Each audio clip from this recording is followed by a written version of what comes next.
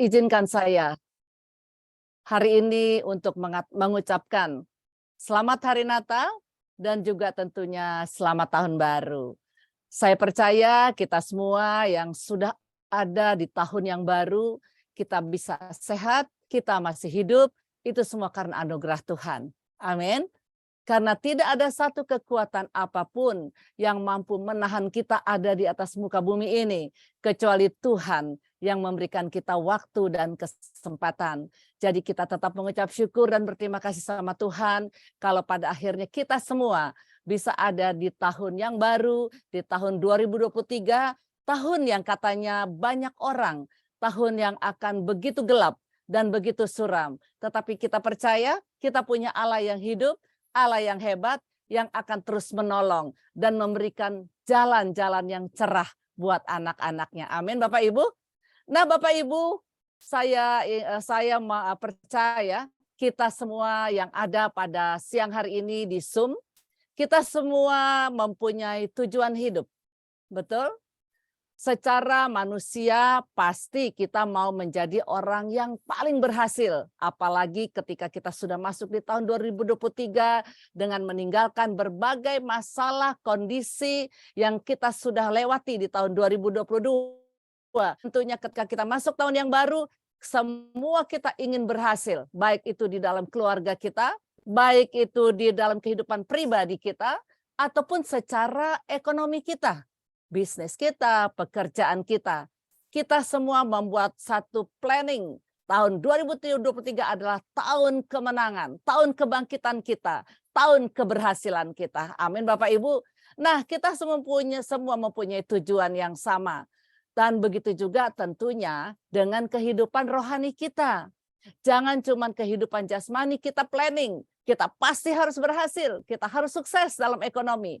Tetapi kita juga harus punya planning dalam kehidupan rohani kita. Amin.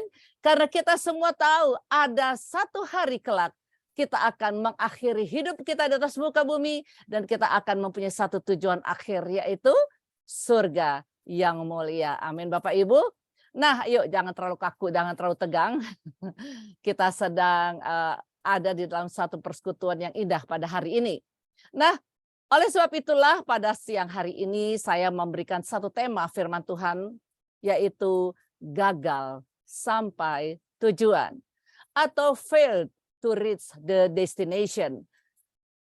Hari ini saya mau bertanya dulu nih. Sebelumnya saya mau memberikan kesaksian dulu nih, Bapak Ibu, izinkan saya kesaksian ya. Ada dua kesaksian yang sangat bersangkut paut dengan firman Tuhan yang saya bawakan hari ini. Karena memang ini saya dapat ketika saya ada dalam perjalanan menuju ke Israel. Di tahun 2017 atau 2018 saya agak lupa, tetapi itu waktu Bapak Gembala kami menugaskan saya untuk menjadi pembina rohani dari salah satu grup ya, di dalam grup kami yang ada 5 grup itu waktu.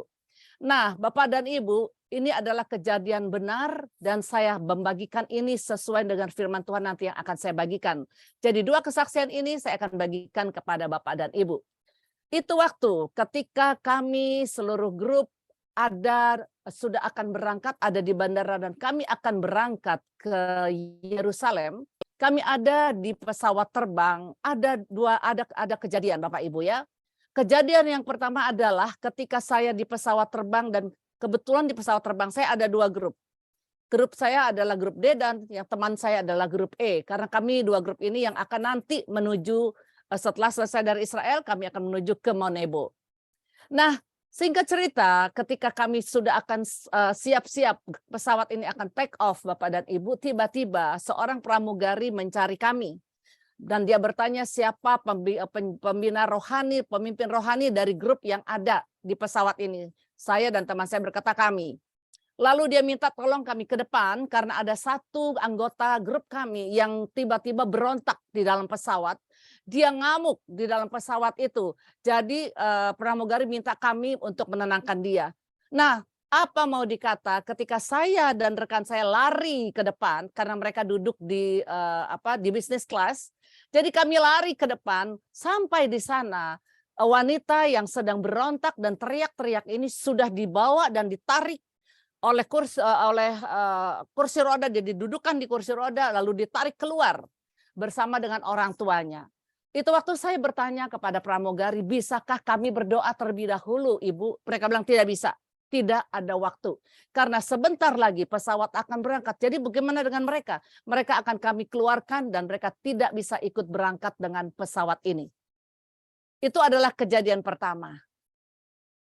Seorang kaya naik bisnis kelas, mau berangkat ke Israel, tapi kalau Tuhan belum berkehendak, bisa saja ada halangan terjadi. Padahal anak wanita ini dari awal sampai naik pesawat anteng-anteng saja. Tetapi ketika pesawat mau take off, dia berontak, dia teriak-teriak dan akhirnya dikeluarkan dari pesawat. Setelah kejadian ini, pesawat ditutup, lalu kami duduk baik-baik kembali di tempat dan pesawat berangkat. Dan singkat cerita, sampailah kami di Israel. Bapak dan Ibu, kami ada 7 hari di Israel. Perjalanan kami ada 9 hari, 7 hari kami di Israel. Lalu kami akan berangkat pulang dari Israel menuju ke Gunung Nebo terlebih dahulu. Karena kami melewati kota Jordania. Nah, Gunung Nebo ada di kota Jordan. Dan di sanalah kami berhenti sejenak untuk membawa grup yang ada melihat Gunung Nebo. Tetapi sebelum sampai di Gunung Nebo, kami menaik bus, kami melewati berbagai banyak jalan dengan waktu 2 jam. Di dalam bus, Bapak Ibu, saya pikir sebagai pembina rohani sudah bisa istirahat karena kami sedang menuju jalan terakhir untuk pulang ke Indonesia dan hanya ke Gunung Nebo itu pun mampir sebentar. Ternyata di perjalanan rekan-rekan grup kami semua minta mami, kebanyakan dari PRJ atau CK7 itu selalu memanggil saya mami ya Bapak Ibu ya. Mami bagi sesuatu dong sambil kita jalan menuju Gunung Nebo. Saya pikir saya bisa istirahat, saya sudah mulai mau nyenderin badan, tapi karena mereka meminta, saya bilang oke, nanti aku membagi sesuatu. Lalu saya mulai bertanya sama Tuhan karena saya tidak mempersiapkan sesuatu yang akan saya bagikan karena kami mau ke Gunung Nebo. Saya tanya Tuhan, saya harus bagi apa untuk mereka yang ada di bus ini karena mereka meminta sesuatu, Tuhan memberikan sesuatu kepada mereka. Dan Tuhan memberikan saya satu ayat. Satu fatsal, yaitu tentang Musa. Kita semua pasti mengerti dan mengetahui benar tentang perjalanan daripada nabi yang sangat terkenal ini, yaitu Musa. Yuk sekarang kita baca dulu ya ayatnya yang terdapat di dalam Ulangan 34 ayat 1-4.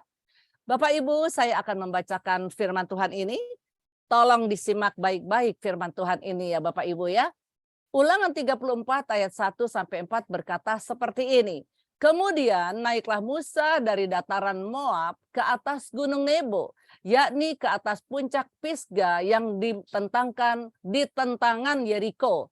Jadi antara Bapak Ibu ya. Lalu Tuhan memperlihatkan kepadanya seluruh negeri itu.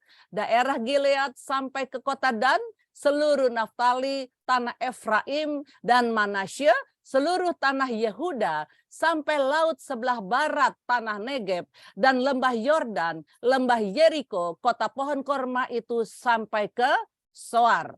Dan berfirmanlah Tuhan kepadanya, kepada Musa, inilah negeri yang kujanjikan dengan sumpah kepada Abraham, Ishak dan Yakub, demikian kepada keturunanmu lah akan kuberikan negeri ini.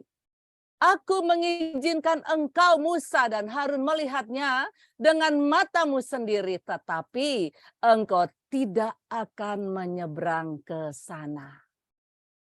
Sedih ya? Coba saya mau bertanya nih sama Bapak Ibu yang ada pada siang hari ini. Bagaimana kita kalau kita sudah melayani Tuhan, kita sudah berbuat banyak untuk pekerjaan Tuhan, karena saya tahu kita semua kebanyakan di PD Immanuel ini adalah hamba-hamba Tuhan yang begitu luar biasa dan keren. Nah, bagaimana kalau hal ini yang terjadi dengan Musa terjadi sama kita? Kita sudah bayar harga, kita sudah berjerih lelah melayani Tuhan, sudah berikan waktu dan semuanya. Tiba-tiba kalau seharusnya kita sampai ke tanah perjanjian kita, yaitu surga yang mulia. Lalu Tuhan bilang begini, engkau hanya melihat saja dari sini. Engkau tidak akan masuk ke sana. Bagaimana perasaan kita, Bapak dan Ibu?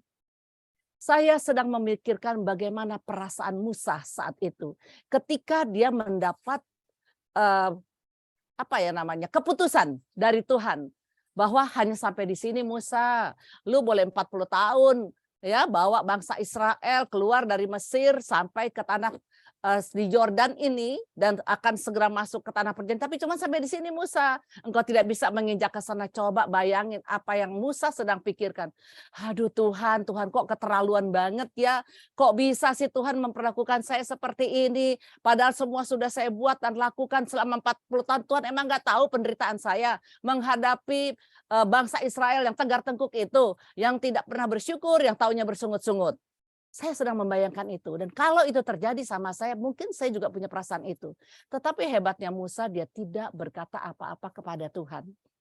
Dia hanya tunduk dan taat kepada apa yang Tuhan sudah tetapkan, Bapak dan Ibu ya. Nah, kalau Bapak Ibu mengalami ini, tentu Bapak Ibu juga mengalami, pasti ada kecamuk perasaan.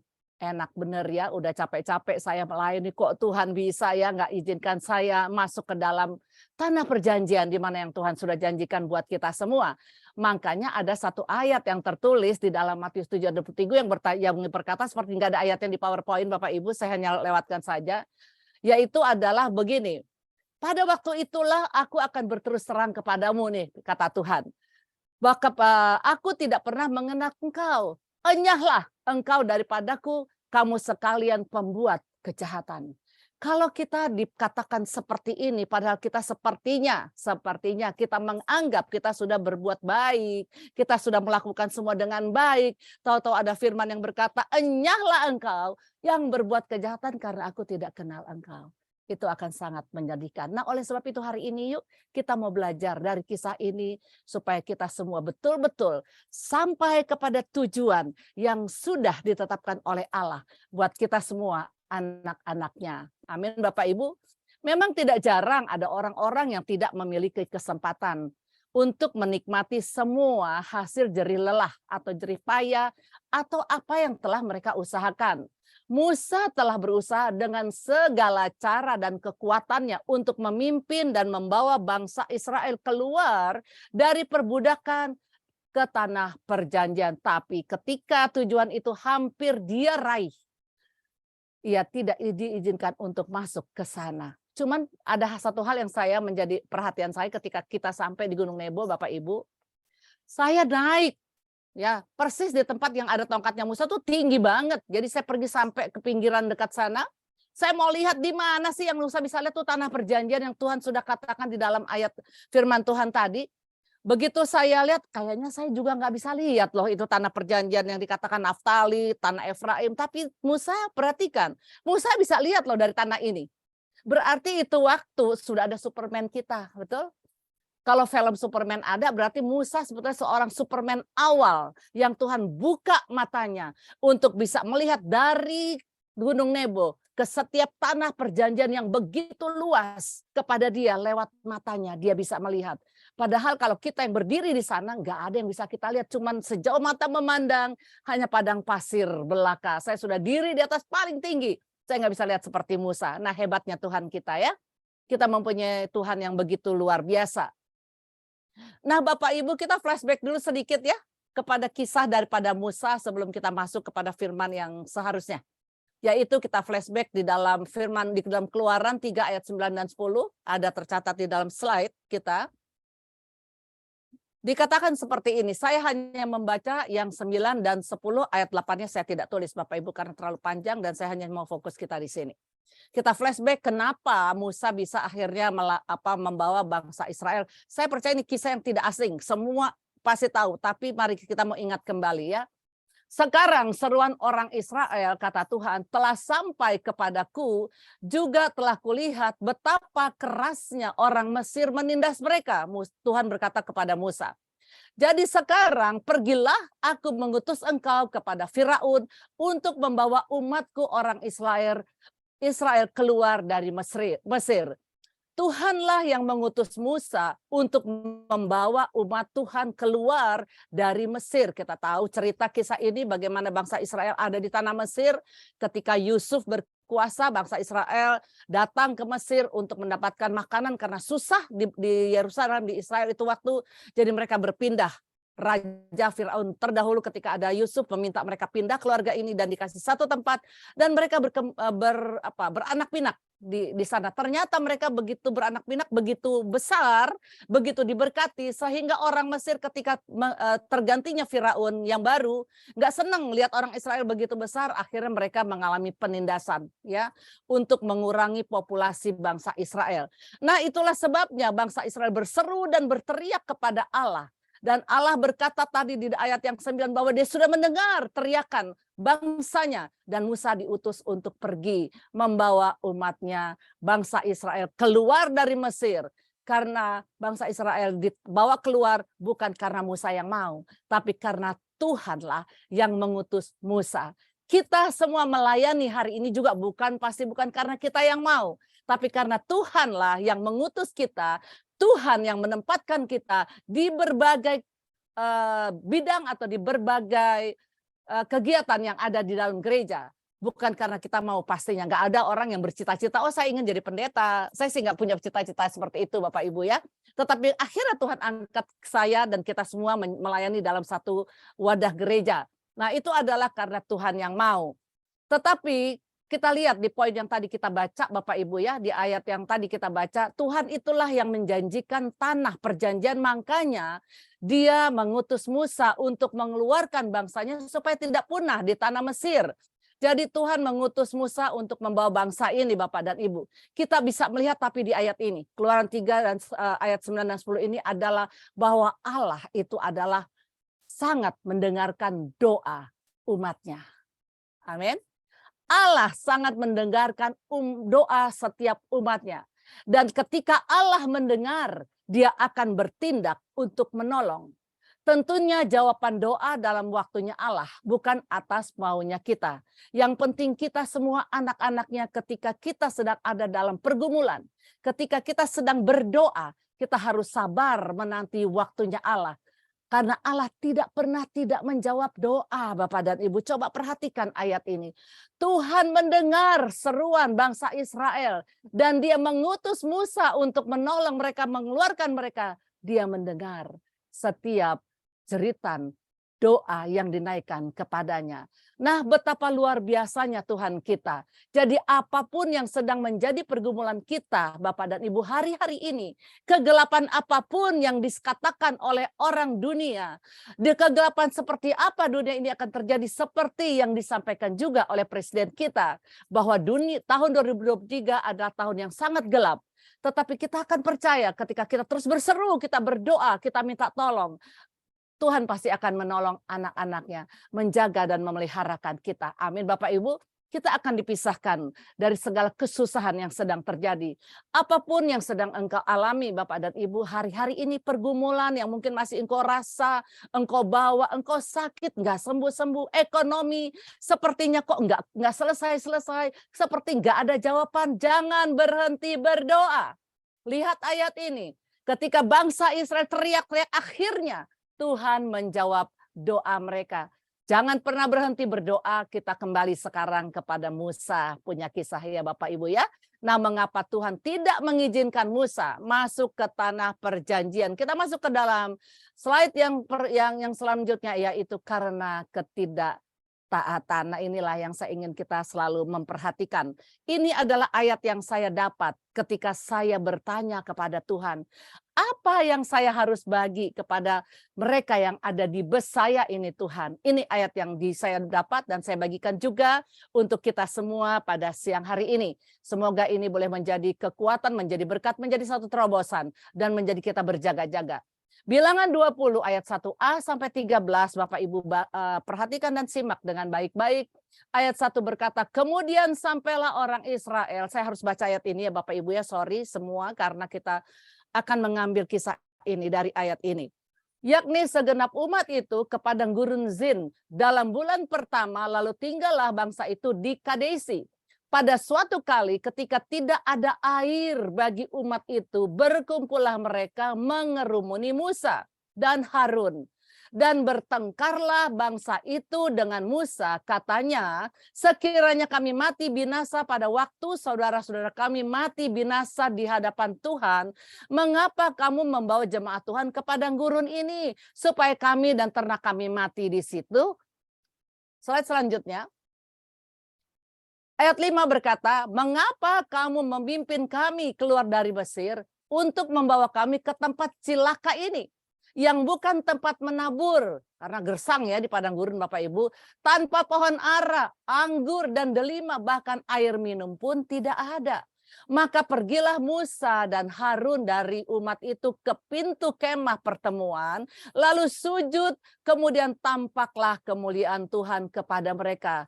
Kerennya bangsa Israel ajak Musa berantem karena tidak dapat air. Tapi Musa dan Harun lari kepada Tuhan dan bertanya sama Tuhan, apa yang harus mereka lakukan kepada bangsa yang sedang teriak-teriak dan ajak mereka berantem itu ya. Lalu Tuhan berfirman kepada Musa, ambillah tongkatmu itu dan engkau dan Harun kakakmu harus menyuruh umat itu berkumpul. Saya mau dan rindu Bapak Ibu betul-betul fokus kepada ayat 8 ini. Ya, nanti kita akan lihat lagi ke depannya. Ambillah tongkatmu itu dan engkau dan Harun kakakmu harus menyuruh umat itu berkumpul. Katakanlah di depan mata mereka kepada bukit batu itu supaya diberinya air. Demikianlah engkau mengeluarkan air dari batu itu bagi mereka dan memberi minum umat itu sama ternaknya. Serta ternaknya. Ya, slide selanjutnya. Ayat 9, lalu Musa mengambil tongkat itu dari hadapan Tuhan seperti yang diperintahkannya kepadanya.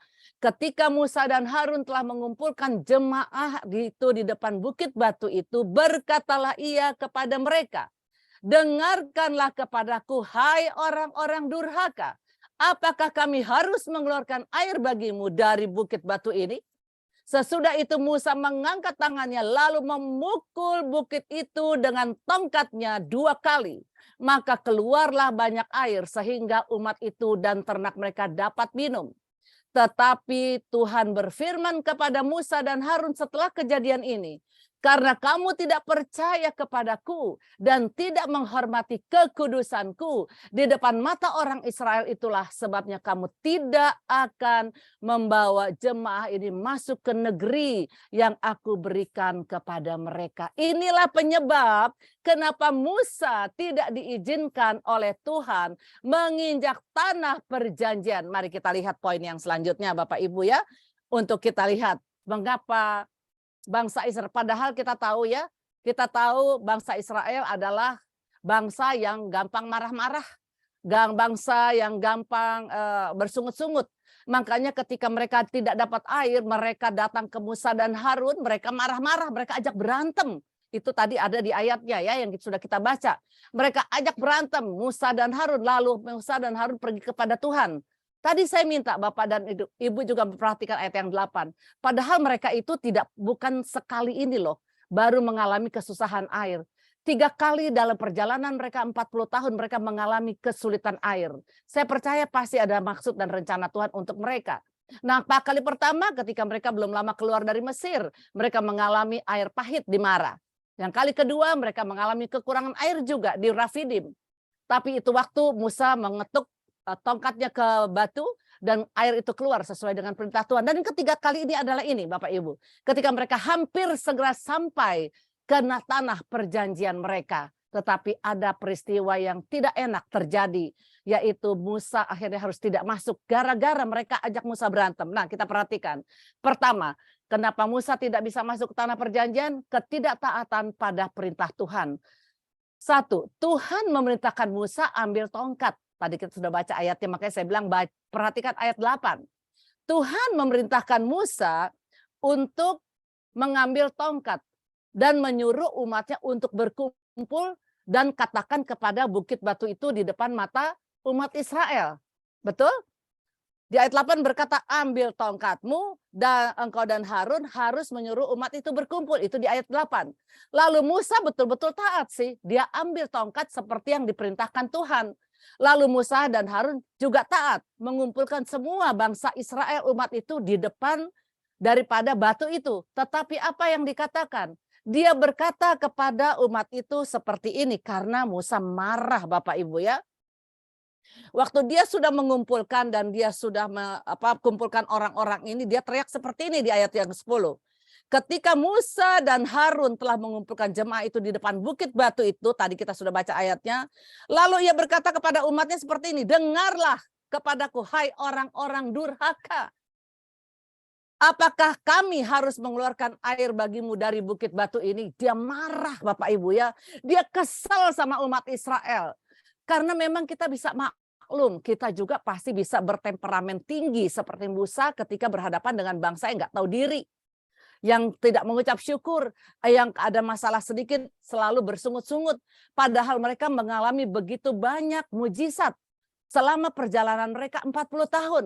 Mereka melewati laut terbelah, mereka jalan dengan baik di dalam di antara laut yang terbelah, sementara kita yang zaman sekarang nggak pernah ngalamin seperti itu. Pernah nggak Bapak dan Ibu mengalami jalan di dalam laut yang kering dan di pinggirnya semua air laut? Nggak pernah pasti. Nah, mereka mengalami itu. Bahkan ketika mereka ada di padang gurun yang kita tahu memang panas banget Bapak Ibu. Nah, mereka mengalami mujizat di sana. Tuhan menaungi mereka dengan tiang awan ketika siang hari agar mereka tidak kepanasan.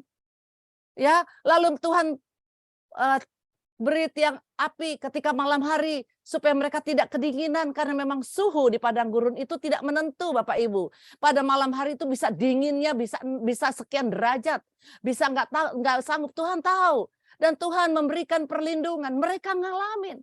Ketika mereka bilang mereka pengen makan daging, Tuhan kirim daging. Tuhan kirim burung puyuh. Ketika mereka pengen makan roti, Tuhan kirim roti. Karena mereka selalu berteriak-teriak kepada Musa dan tidak pernah mengucap syukur. Ini bangsa yang luar biasa. Ya, bangsa yang benar-benar tegar tengkuk Bapak dan Ibu. Dan inilah yang membuat Musa rupanya penuh. Ya, kita nih para leader barangkali ada di sini. Kita membawahi berbagai bidang, tentunya berbagai orang yang ada. Kita menghadapi berbagai macam orang dengan cuma puluhan orang aja kita udah rasanya pening kepala gitu ya. Berbagai pikiran mereka udah bikin pusing kepala. Makanya jadi jemaat jangan bikin pusing gembalanya ya. Atau jangan bikin pusing pemimpinnya ketika kita ada dalam satu wadah organisasi. Karena kita akan pening, kita akan pusing. Bagaimana dengan Musa? Dia bawa sekian ribu orang Bapak Ibu. Dengan berbagai isi kepala. Dia pasti pusing, dia capek, dia lelah. Dia sudah bersabar selama 40 tahun ketika dia dimaki, ketika dia dimarahin, ketika dia dikata-katain. Dia tetap sabar, dia bawa hanya kepada Tuhan. Tapi manusia tentu ada batas sabarnya juga. Rupanya saat itu Musa nggak sabar lagi, nggak tahan lagi. Waktu dia bawa kepada Tuhan, bukannya Tuhan bela dia, Tuhan malah belain bangsa Israel. Ya, seringkali kita juga seperti itu. Ketika kita menghadapi orang-orang yang menyakiti, melukai, menjengkelkan kita, kita bawa kepada Tuhan mungkin, atau kita bawa kepada pemimpin, kok nggak ada yang membela saya, yang sedang saya katakan, tetapi justru membela. Sebetulnya tidak ada pembelaan di sini. Karena Tuhan mengasihi semua. Tuhan mengasihi umatnya, Tuhan sebetulnya juga mengasihi Musa. Tetapi memang Musa adalah manusia biasa. Di sini kita harus menyadari Musa adalah manusia biasa dan bisa emosi. Dia bisa menyimpan kekesalan. Dia bisa menyimpan kejengkelan sama seperti kita. Jadi dia meledak ketika Tuhan cuma bilang, bawa umatku dan biarlah engkau berkata kepada batu yang ada, maka air akan keluar. Langsung Musa bawa umat Tuhan, dia tumpahkan kejengkelan kemarahannya di hadapan setiap umat Allah hari itu dengan berkata, memangnya kami harus dan wajib untuk mengeluarkan air, hai orang-orang durhaka. Ada kata-kata di situ. Durhaka ini menyedihkan hati Tuhan. Ini membuat Tuhan marah kepada Musa karena Musa juga mengangkat tangannya lalu memukul bukit batu itu. Padahal Tuhan tidak minta dia untuk memukul bukit. Tetapi Tuhan minta berkata-kata saja Musa, air akan keluar. Artinya Tuhan tidak, Musa dan Harun tidak menghormati Allah. Tetapi mereka memakai emosi mereka dan mengingat kejadian yang pernah mereka lakukan, yaitu memukul bukit batu dan air keluar. Itu yang mereka lakukan. Ketidaktaatan kepada perintah Tuhan membuat Musa tidak bisa menginjak tanah perjanjian. Bapak dan Ibu tolong perhatikan baik-baik. Ketaatan itu sangat penting dalam kehidupan setiap kita anak-anak Tuhan. Siapapun kita perlu taat. Kita tidak hanya bisa taat, oh saya mau taatnya hanya pada Tuhan Yesus aja. Karena hanya Tuhan Yesus yang benar, nggak bisa Bapak Ibu. Ketika kita ada di bawah kepemimpinan seseorang kepada manusia yang kelihatan yang Tuhan percayakan, karena setiap pemimpin itu Tuhan yang percayakan, kita harus taat kepada dia, kita harus taat kepada mereka, aturan-aturan yang diberikan kita harus taati. Nah, ketika kita taat kepada yang kelihatan, kita pasti akan taat kepada yang tidak kelihatan. Amin. Ketidaktaatan membuat Musa tidak bisa sampai ke tanah perjanjian. Kedua, mengapa dia tidak bisa masuk ke tanah perjanjian? Slide yang selanjutnya ya, ini dia, emosi dan amarah. Ini yang juga kita Bapak Ibu harus perhatikan. Manusia pada dasarnya gampang sekali meledak, gampang sekali marah, gampang sekali jengkel kalau mendengar sesuatu saja sudah mulai gampang emosi. Nah, emosi dan marah akan mengakibatkan kesalahan fatal ya.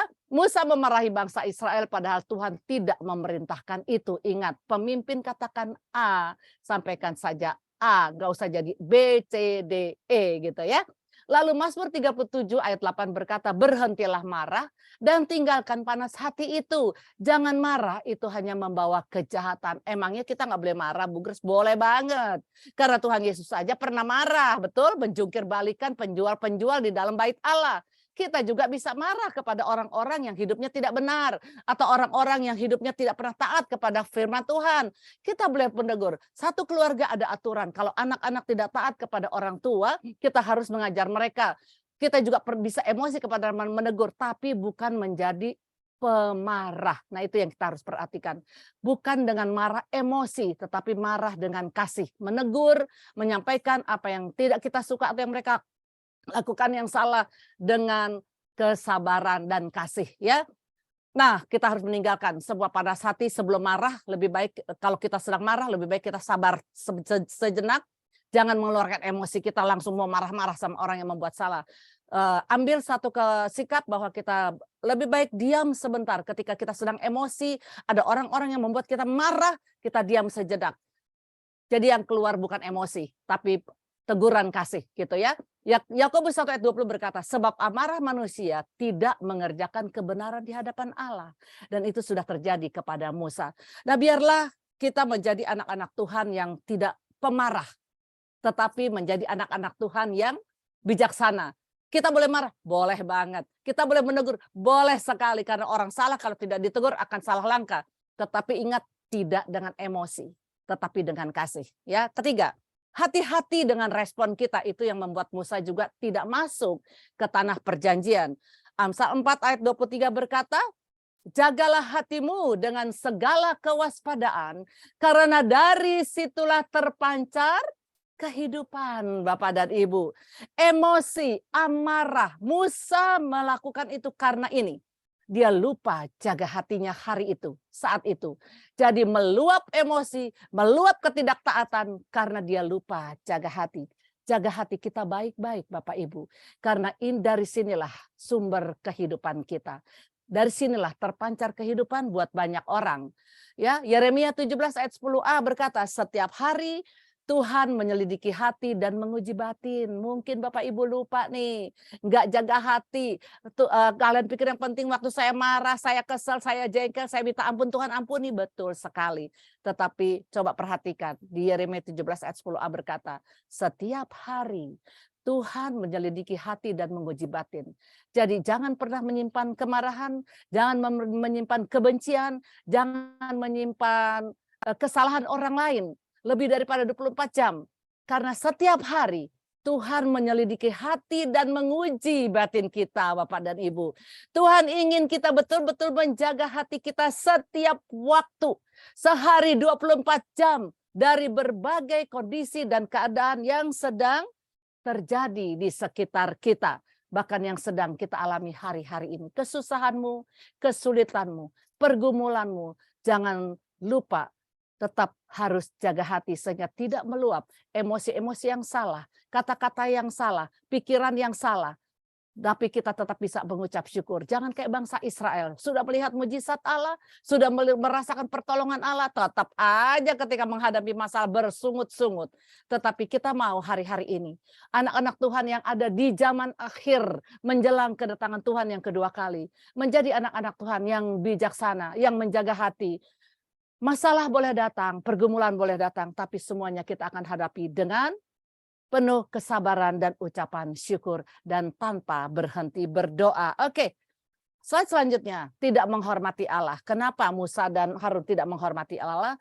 Tuhan berfirman kepada Musa dan Harun, karena kamu tidak percaya kepadaku dan tidak menghormati kekudusanku di depan mata orang Israel, itulah sebabnya kamu tidak akan membawa jemaah ini masuk ke negeri yang akan kuberikan kepada mereka.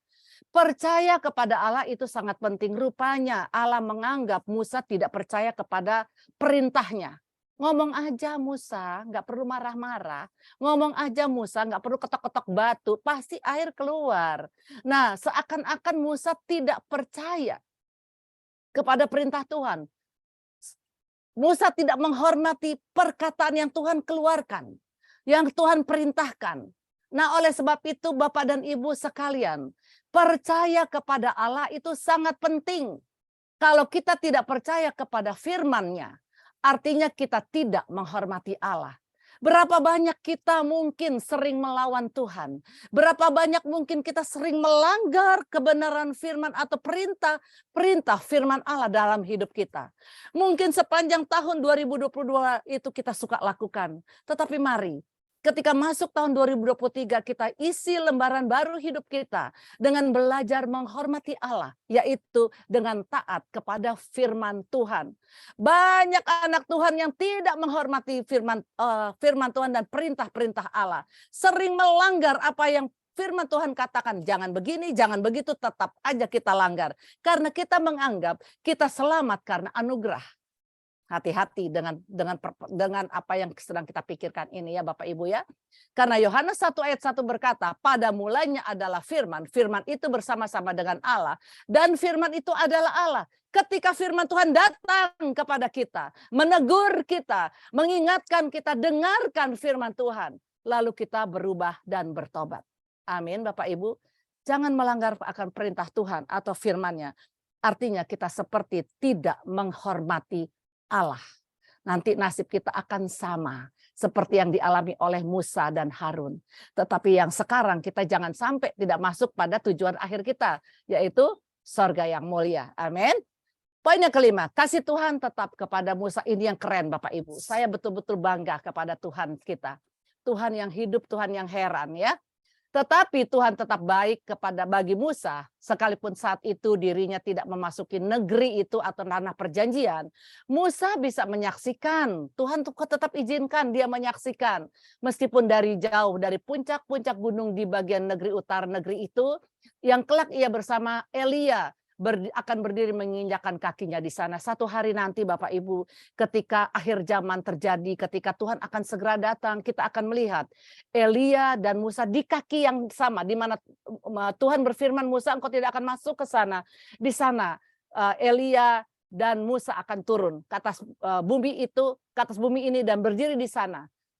Ya, akan menginjakkan kakinya dan bercakap-cakap, di dalam perjanjian baru. Bagaimana Elia dan Musa bercakap-cakap waktu Tuhan Yesus sedang bersama-sama dengan mereka. Itu kebaikan Tuhan. Artinya Musa tetap dapat anugerah dan kemurahan Tuhan. Musa bukan tidak masuk sorga Bapak Ibu ya. Dia tetap masuk sorga karena bukan dia yang salah sih. Ya memang emosi, ketidaktaatan sempat sejenak menghambat kakinya. Tetapi Tuhan tetap memperhitungkan segala sesuatu yang Musa sudah kerjakan selama ini, yaitu ketaatannya juga, kebaikannya juga, apapun dan yang dia lakukan dengan sepenuh hati. Nah, inilah kebaikan Tuhan kepada Musa dan juga kepada kita. Sampai hari ini kita seringkali salah kepada Tuhan, ngelawan firman Tuhan, nggak taat sama Tuhan, tapi Tuhan tetap kasih kita anugerah. Kita tetap bisa masuk di tahun 2023 dengan berkat-berkat yang Tuhan akan siapkan yang baru. Tapi mari kita mau rubah hal-hal yang salah yang pernah kita buat dan lakukan sepanjang tahun 2022 itu Bapak Ibu, yaitu kita mungkin pernah tidak taat kepada firman, nggak mau dengerin firman Tuhan, nggak mau melakukan apa yang Tuhan mau, suka melawan pemimpin, nggak taat sama pemimpin. Nah, kita mau belajar melakukan yang terbaik di tahun 2023 ini. Amin Bapak Ibu. Supaya kita semua sama-sama akan masuk kepada surga yang kekal. Terakhir, bagaimana supaya bisa sampai kepada tujuan? Kita lihat slide yang terakhir, ke tanah perjanjian kita yaitu Yerusalem yang baru. Pertama, ingat baik-baik 7 poin ini Bapak Ibu, menghormati Allah dan firman-Nya itu harus dan penting ya. Ketika kita beribadah, beribadahlah sungguh-sungguh. Kita memuji Tuhan sungguh-sungguh, itu namanya kita sedang menghormati Allah. Karena dalam satu ibadah Tuhan hadir Bapak Ibu ya. Ingat, Tuhan hadir dalam satu ibadah. Karena Tuhan berkata, 2-3 orang berkumpul, aku ada. Jadi dimanapun dia pasti ada, baik di gereja maupun di Zoom seperti saat ini. Kita harus menghormati kehadiran Allah. Ya. Kedua, punyai ketaatan dalam segala hal. Kita harus belajar taat kepada pemimpin yang kelihatan maupun kepada Tuhan yang tidak kelihatan. Ketiga, tahu mengucap syukur. Apapun yang kita alami, pergumulan masalah apapun, tetap mengucap syukur. Baik doa yang sudah dijawab atau belum, tetap mengucap syukur. Amin Bapak Ibu. Keempat, jangan sombong. Ketika kita jadi pemimpin, ingat orang-orang yang di bawah kita hanya Tuhan yang percayakan, bukan kita punya. Saya sering berkata kepada setiap teman-teman para hamba Tuhan, ingat jemaat itu bukan kita punya, itu Tuhan punya. Bangsa Israel bukan Musa punya. Makanya Tuhan sempat marah kepada Musa karena itu adalah umatnya, bukan umat Musa. Jadi jangan sombong. Jaga hati itu penting sekali. Keenam, punyai penguasaan diri. Ini adalah hal yang paling penting dari buah roh yang ada di Galatia 5. Bapak Ibu, penguasaan diri. Ketika kita punya penguasaan diri, kita pasti akan menjadi orang yang sabar, orang yang rendah hati, orang yang murah hati, dan sebagainya. Ya. Poin yang ketujuh, minta tuntunan Roh Kudus. Karena tanpa Roh Kudus, kita pasti tidak akan mampu melakukan 7 poin ini. Bahkan kita tidak akan mampu taat kepada Tuhan. Tuhan Yesus memberkati. Saya akan berdoa untuk Bapak Ibu ya. Pada siang hari ini mungkin ada yang sulit untuk taat kepada firman Tuhan selama mengikuti Tuhan di tahun 2022. Mari saya mau berdoa supaya kita semua di tahun yang baru ini kita boleh sama-sama menjadi anak-anak Tuhan yang taat dan mendengarkan Allah sendiri. Mari kita berdoa. Bapa, hamba sudah selesai berkata-kata, menyampaikan apa yang menjadi isi hatimu kepada setiap anak-anak Tuhan yang ada di PD Emmanuel ini. Hamba percaya Tuhan, kami semua yang hadir bukan sekadar berkumpul, tetapi sungguh-sungguh kami mau berjumpa dengan Tuhan. Kami mau memberikan seluruh hidup kami kepada Tuhan. Ketika kami memuji, kami sungguh-sungguh memuji. Ketika kami mendengar firman, kami sungguh-sungguh mendengar firman. Dan ketika firman menegur kami mau merubah apa yang salah dari hidup kami. Jikalau ada di antara kami yang susah taat kepadamu Tuhan, kepada firman-Mu selama tahun 2022 yang barusan saja kami tinggal, hari ini oleh kemurahan-Mu kami masih ada, mari kuatkan kami Roh Kudus Allah. Engkau tuntun kami, Engkau pegang kami, bawa kami untuk menjadi anak-anak-Mu yang tetap cinta Tuhan dengan sungguh-sungguh dan taat kepadamu dengan menjaga segala hati kami. Agar kami menjadi dampak, kami menjadi berkat, dan membawa setiap orang yang ada di sekitar kami juga masuk mengenal Engkau dan mentaati akan Engkau ya Tuhan. Terima kasih Bapa, dalam nama Yesus kami berdoa dan sudah mengucap syukur, kami sudah menerima firman-Mu hari ini. Haleluya. Amin. Amin. Puji Tuhan. Yang diberkati boleh kasih tepuk tangan buat Tuhan Yesus. Terima kasih buat hambanya Ibu Grace yang luar biasa membagikan sharing firman Tuhan kepada setiap kita di tempat ini. Kami percaya kita semua diberkati Tuhan. Amin. Amin. Sekali lagi terima kasih Ibu Grace. Tuhan terus urapi, Tuhan terus pakai secara luar biasa untuk membawa jiwa-jiwa bagi kemuliaan nama Tuhan sampai kepada garis finish. Haleluya. Amin. Baik saudara, sebelum kita berdoa syafaat, ada pengumuman bahwa tanggal 25 sampai tanggal 27 Mei akan diadakan retreat akbar. Jadi saudara boleh mendaftar dari hari ini, yaitu sebesar 1,8 juta. Sudah termasuk makan, hotel, nginap ya, tapi tidak include sama tiket pesawat. Bukan begitu Ibu Nina? Iya, senyum-senyum Ibu Nina. Oke, jadi jangan lupa daftarkan diri Anda sebelum waktu yang ditentukan lewat. Jadi saudara ikuti retreat ini karena sangat bagus banget ya. Dan beberapa kita anggota Rumah Doa Immanuel juga sudah beberapa kali ikut dan semua sangat-sangat diberkati. Tuhan mengalami perjumpaan dengan Tuhan, pemulihan demi pemulihan dan kekuatan kita alami di retreat tersebut. Dengan pembicara yaitu Ibu Lili Sulistyo dan juga Ketua PD Victory yaitu Ibu Eli Kurniawati, saudara. Amin. Jadi jangan lupa daftarkan diri Anda dengan membayar sebesar 1,8 saja. Dengan semurah itu Anda sudah mendapatkan penginapan yang baik dan makan yang enak. Haleluya. Puji Tuhan. Sebelum kita berdoa syafaat, sama-sama kita siapkan hati kita naikkan pujian ini. Sebentar ada video Bang Peri. Oh iya, ada video dari Ibu Nina, sorry maaf. Shalom Besti, semangat ya. Jangan bersedih, ada kabar baik untukmu Bestiku. Akan ada retreat Victory. Iya, retreat Akbar PD Victory. Aku kasih spillnya ya. Retreat Akbar PD Victory dilaksanakan pada tanggal 25 hingga 27 Mei 2023 bertempat di Hotel 4 Point by Sheraton, Jalan Raya Uluwatu, Ungasan, Bali dengan tema Move On. Dilayani oleh Ibu Eli Kurniawati dan Ibu Lili Sulistyo. Biaya retret hanya 1,8 juta, tidak termasuk transportasi. Ayo Besti, segera daftarkan dirimu, kuota terbatas. Jangan sampai ketinggalan ya Bestiku. Cara pendaftarannya mudah sekali, tak sesulit melupakan ayang. Cukup scan QR code yang tertera di flyer atau klik link yang tersedia. Setelah itu, pilih kota terdekat dari tempat tinggal kalian, maka akan terhubung melalui WA ke petugas pendaftaran. Atau kalau mau tanya-tanya tentang seputar retreat juga bisa Besti. Mudah kan caranya? Sudah, no galo-galo, segera daftarkan dirimu. Aku tunggu ya Bestiku. Jangan lupa, don't forget, Puyo Wangci, ojo lali. Ayo kita move on rame-rame. God bless you Besti. Sarange. Puji Tuhan. Jadi sudah cukup jelas ya Besti pengumuman yang disampaikan. Haleluya, luar biasa PD Victory. Yuk sama-sama kita nyanyikan pujian ini sebelum kita berdoa syafaat. Kan Tuhan